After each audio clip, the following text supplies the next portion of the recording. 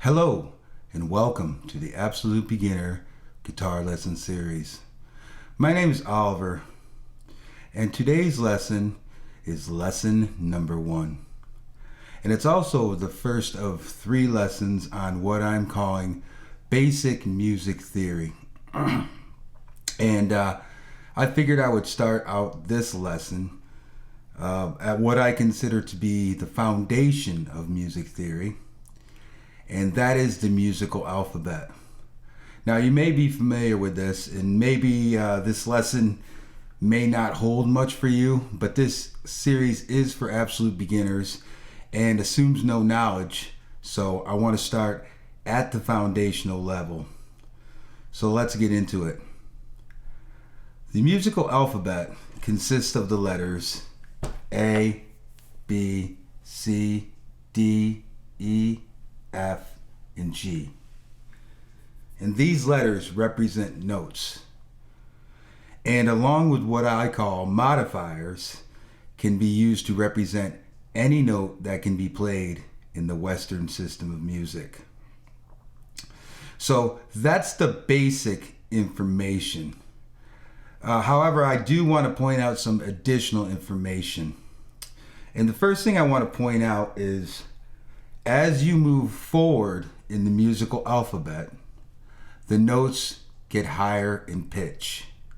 So if I were to start at A and then go to B, the B note would be higher in pitch than the A note, and so on and so forth.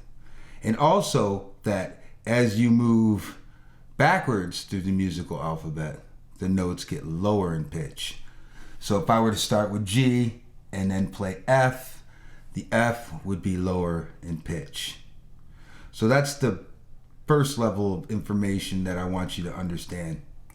And the second level of information that I want you to understand is that the musical alphabet represents a sequence that repeats over and over, and theoretically repeats somewhat infinitely in either direction as the notes get higher or lower.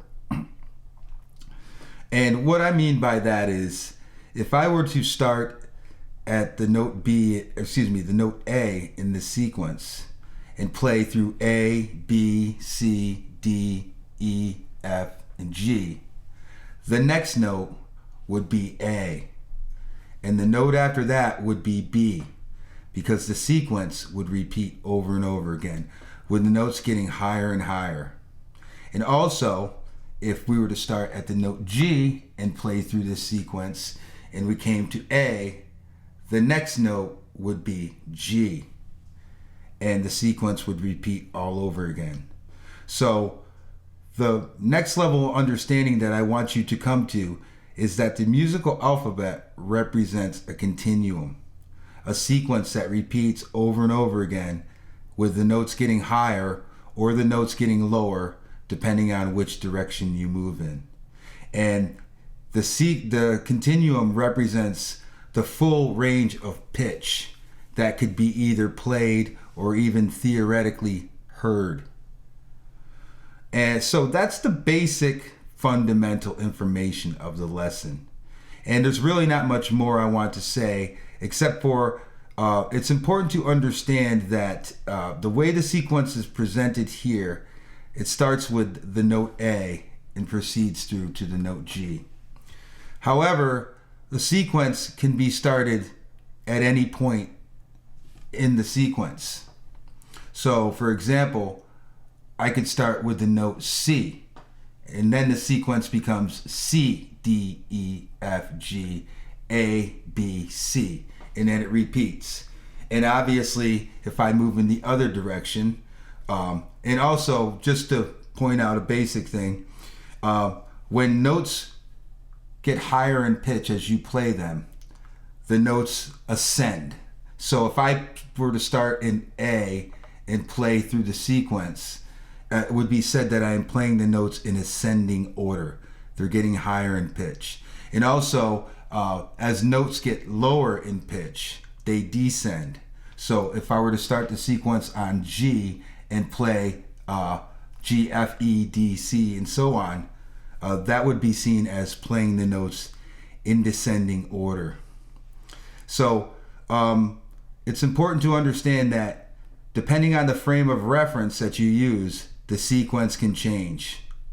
And if there's anything that I want you to sort of exercise your mind around, is understanding that the sequence can start at F and the sequence becomes F, G, A, B, C, D, E, which may seem simple. However, remember the sequence can work in both directions.